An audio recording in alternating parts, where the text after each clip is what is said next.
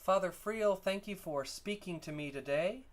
In the past, with these interviews, I've tended to be the one who speaks first a little bit and then has the person I'm interviewing respond. But to mix it up today, I thought I would probably have you start out a little bit, and then we'll go from there. And so basically I'd like to launch right into it, if that's okay, and ask you, in general, would you agree that the Mass propers are something that could be better known throughout the Church?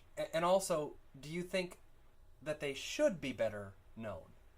Yeah, absolutely. I certainly think that the propers of the Mass are something that, if you ask the vast majority of average Catholics, they really wouldn't know what you were talking about if you just said propers of the Mass. They don't know what that refers to because they've never encountered them before. So I think it's something that a lot of people could learn a lot about, and I think that would be a very worthwhile thing. I've been more and more convinced over the last several years, really, that the next step forward in the reform of good liturgy is going to be a return to the propers that we seem to have, we did for a long time, almost completely lose. They were just lost for all intents and purposes. Most places, at least in the United States of America, it's gone. So I think if we can get people to know a little bit more about them and then try and explain why it might be a good thing to use them, because they're the liturgy that the Church gives to us, that might go a long way in actually reclaiming them in practical use. Well, I know that you're a priest who's very much involved in the life of the Church. You're in a normal parish and you work with normal Catholics. And I guess my issue or my problem is, because I agree with you what you're saying, that they need to become better known. I guess my problem is, it seems to me that in the Church, there are a lot of things about our faith that need to be better known. Now, what do I mean by that? Sometimes I almost feel like we're in a crisis of faith, in the sense of, I sometimes feel like our people don't know the real basics of the Church and our teachings about everything, really. I know that's a broad statement, and so tacking on one more thing that's essential and that everybody should know about and we need to go out and teach them almost seems to be, adding just another thing to this already large pile. And again, I don't want to generalize too much, but as a priest, do you ever feel like there's just so much that needs to be taught to people and they're willing to hear it, but no one's taught them? Is that something that you've experienced? I agree with you on that, too. I think that's certainly part of the frustration among people, priests included, that there are a lot of things that the Catholics don't know about that they should know about, but for one reason or another do not. As myself being a priest of the Archdiocese of Philadelphia, Philly, like many other cities here in the Northeast and probably elsewhere in the country, we can very often fall into the syndrome of, well, I went to Catholic school, and so therefore, I'm good to go. I know the faith, but I think sometimes we make the mistake of thinking that just because I went to Catholic school or I did my CCD classes, whatever, that is my qualification for being Catholic for the rest of my life. I know everything I ever needed to know, which is just not true, no matter how good that education was or wasn't. There's more that needs to be learned. There needs to be ongoing sort of thing. So it is certainly a challenge, but I don't think it's an impossible thing. But yeah, I can share I once had a priest, every sermon that he ever preached, everything he said, he would always say, this is fundamental, this is crucial. And after, the fifth or the sixth sermon, it became hard to figure, because if everything's crucial, if everything's fundamental, and that's why I say, I'm not trying to derail your point. I just think it's hard because there's so much that we need to teach. And then to add on another thing that we say is crucial and fundamental, which I think both of us believe, that, the Mass propers, really, they're crucial and they're fundamental. Absolutely. It's just becomes one more thing. You have to ask the question, how do we prioritize the things that need to be taught? And so I'm sure that if you ask many people to prioritize things, and where on the list is teaching about the propers of the Mass going to fall, it may not even make the list to begin with, and it certainly wouldn't be near the top for many people. Mm-hmm. But, call me a radical, but I really do think that if we were able to reclaim the propers, put them where they belong, and at the same time put popular hymnody where it belongs, I think that would do something that would teach us something essential about what it means to be a Catholic, as opposed to just a generic Christian of some kind. Sure. As Catholics, we could learn so much about what the Mass truly is if we sang and prayed the Mass itself. The words are given to us by the Church. And I think our devotional lives, I think our lives of popular piety would be enriched if we let that aspect of our lives reclaim hymnody, which is where it properly belongs. Sure. If we can allow the rich tradition that we have as Catholics, not just as Christians, but as Catholics, of good hymnody where it belongs, that would flourish and it would nourish our souls the way it's supposed to.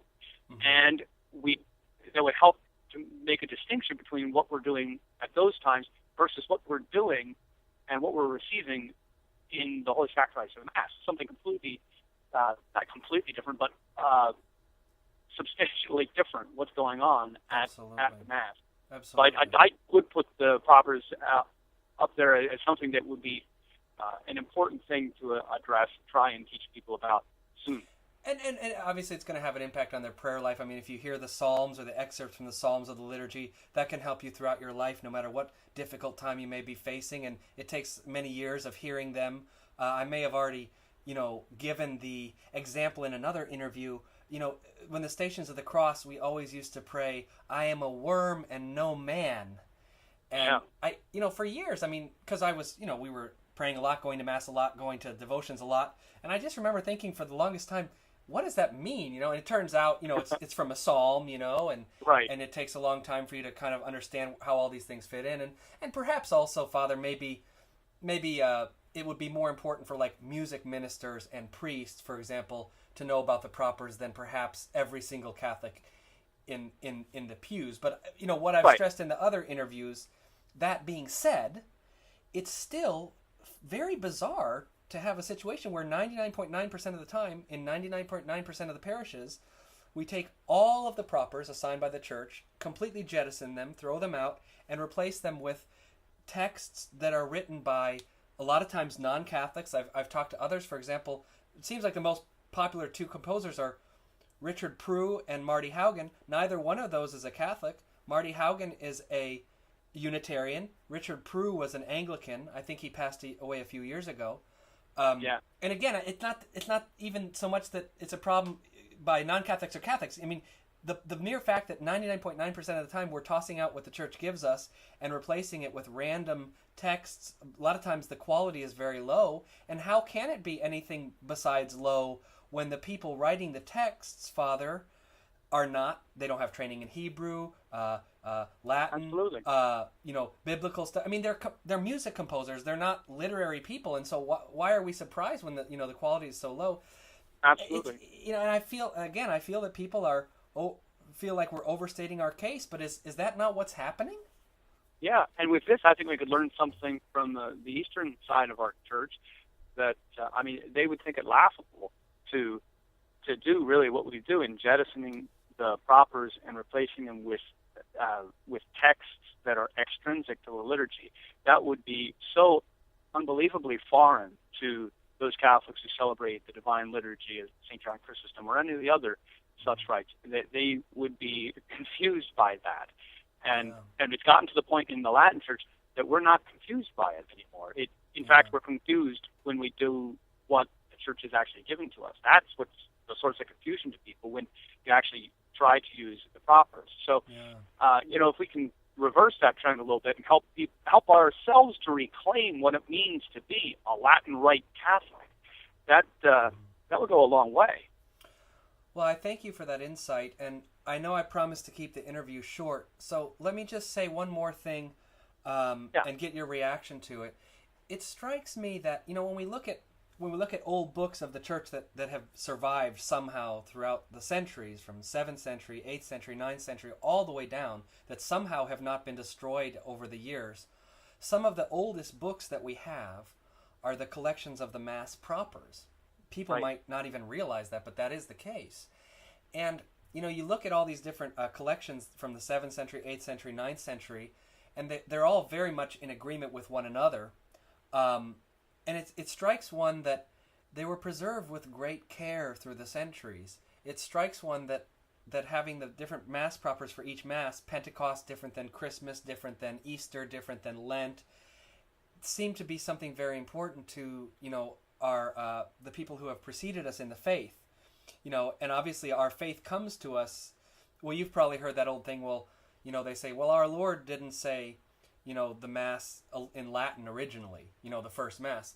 But it just so happens that the faith has been revealed in a certain way over all these centuries. It could have been done a different way, but as a matter of fact, it was revealed very much through the great Latin saints, Thomas Aquinas and the rest of them.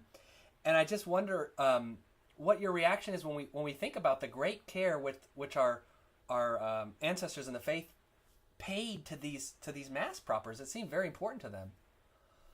Certainly did.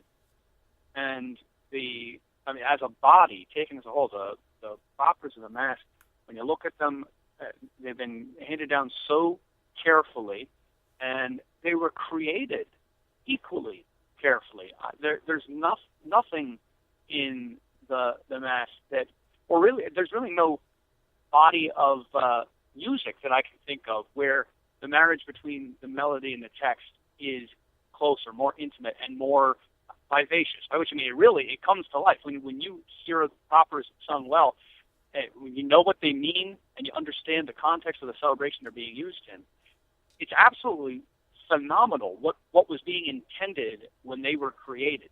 The sort of patristic thought that goes into it, and that the pairing of this particular verse to this part of a particular Mass, it's astonishing. And wow, I mean, if we could in the 2000s be thinking in that same sort of patristic way, what a richness that would bring to our celebration of the Mass, and ultimately to the worship that our hearts are offering when we're present, assisting at the Mass.